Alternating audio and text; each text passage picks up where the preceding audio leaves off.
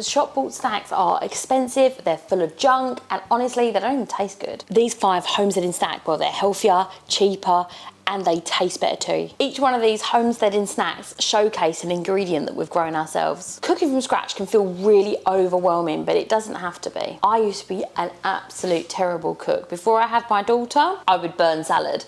I honestly was the worst cook in the world. And I went back to basics and learned to cook from scratch. I'm not gonna lie to you, there were some disasters, but now I cook 99% of what we eat from scratch. Energy balls, even fussy eaters will love these. They literally take minutes to make and there's no weird ingredients or preservatives or anything like that at all. And the secret to the chewy texture, well, I'll show you. If you want to take these to the next level, you absolutely have to bake the oats. It makes them amazing. And this gives them like an extra nutty flavour, which is absolutely to die for. I'm gonna leave this to cool down because I don't want it to melt my chocolate chips. And then 1/3 of a cup of semi-sweetened chocolate chips. Then I add 1/2 teaspoon of salt, 1/4 cup of unsweetened, unadded anything peanut butter, 1/4 cup of honey, 1 cup of leftover roasted pumpkin. That's the last of our pumpkins for the season. I find roasting it really brings out that sweet flavour. So I went ahead and roasted it last night. And you want to roast it until you can put a fork in it and take it out and it's completely soft in the middle. And 1 teaspoon of pumpkin spice mix, which is just absolutely amazing. I love pumpkin spice in everything. The pumpkin spice energy balls are amazing. They taste just like cookie dough. Oh God, they're like moorish as they're dangerous, all right? So taking about a tablespoon. You could go ahead and split this all into like a paste and then roll them up, but I really do prefer the crunchy texture of those chocolate chips. And then you store them in an airtight container and we eat within the week, but honestly, half of these are gone. All the recipes will be down in the description, do not worry. Let's make some high protein Pop-Tarts. Forget the box kind, these Pop-Tarts are next level. The store-bought version is full of rubbish, like E-numbers and preservatives, and honestly, words that I can't even pronounce. These have none of the rubbish in them and made with whole ingredients. Flaky, delicious, and bursting with fruit. And the secret to perfect pastry, well, I'll show you. And 125 grams of unsalted butter, and it's cold butter. We're using 250 grams of plain flour. Now you can go ahead and put a pinch of salt into this if you want. What I like to do is just grab little parts of butter apart.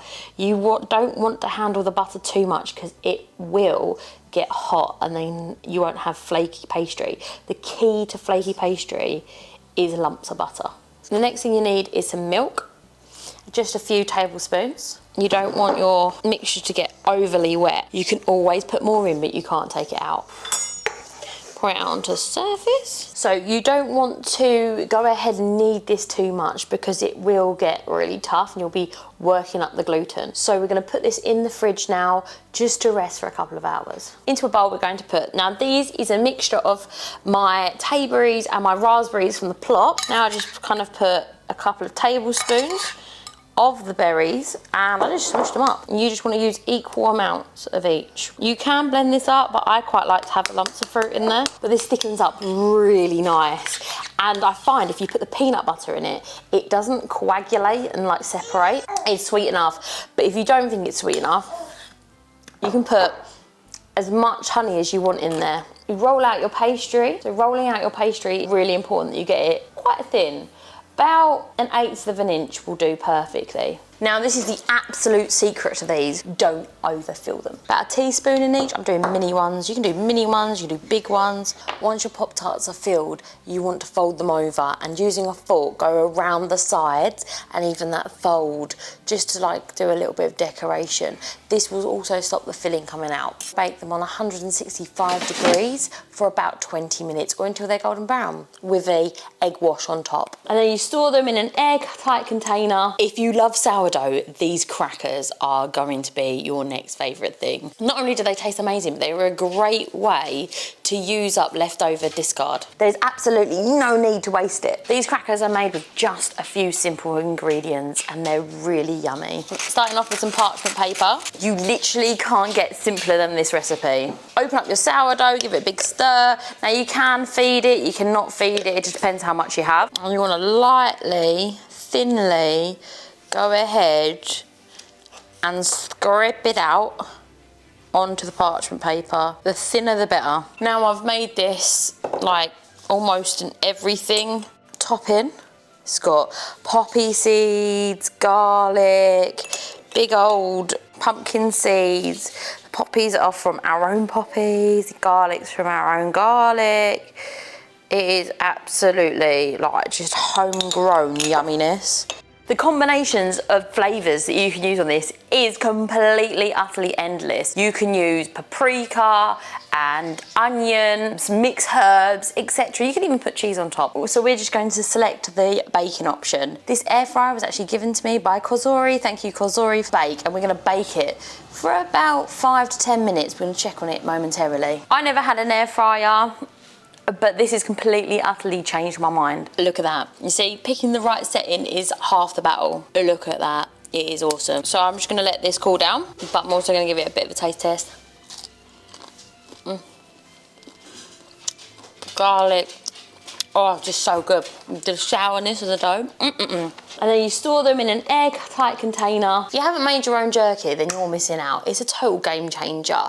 Store-bought turkey is full of like additives and preservatives, whereas homemade jerky, you can literally use homegrown ingredients or things that you've made yourself. There's no MSG, there's no nitrates or any other weird chemicals. And when you make it yourself, you know it's going to be good quality and it's going to have ingredients that you actually know what they are. First thing we want to do is thinly slice our meat. It's easier to do this when it's semi-frozen. Okay, so I'm just going to marinate this in some of our sweet chili sauce. If I can open it. Little hack for you. If you bang it on the top, it will open. This sweet chilli is made out of honey from my granddad, our chilies, our garlic, some soy sauce. I do have a recipe for it and I'll link it down below. One other thing I'm going to add is some grapefruit juice. Apparently it really helps to penetrate the flavour into the meat. And I'm going to marinate that for 12 hours, so overnight. No! This has been marinating in my fridge overnight. This is the Turbo Blaze, and the thing I loved about this the most was it has a dehydrate option. Game changer. So what I'm going to do is I'm going to put this up down to 4 hours, and the temperature needs to be 75. You want to make sure that all of your jerky is completely, utterly dry. You should be able to bend it, but there's no moisture in there. Then you can store it in an airtight container, and it's good for a good few weeks. This is a great way of using up game meat or bulk meat that you get from the store. Most granola bars in the shops are basically just chocolate bars, coated in sugar, and they've got so many preservatives. But these homemade versions are full of wholesome ingredients and are delicious. We're using some strawberries from our strawberry patch. These Jasmine decided to save for me, helpfully, with the tops on. To make the strawberry oat bars, I needed 1 cup of oats, and I mixed that with 3/4 cups of flour, 1/4 cup of honey, and I used a pinch of salt, and I mixed this with 6 tablespoons of melted butter. I used 2 cups of strawberries mixed with a teaspoon of cornstarch. The cornstarch was there to kind of provide a little bit of sauce, because as the strawberries will cook, they produce a lot of syrup. I then baked it at 165 degrees for about 20 minutes or until it's golden brown. And then you store them in an airtight container. The only thing about these is they're so good, you want to eat the whole lot in one go.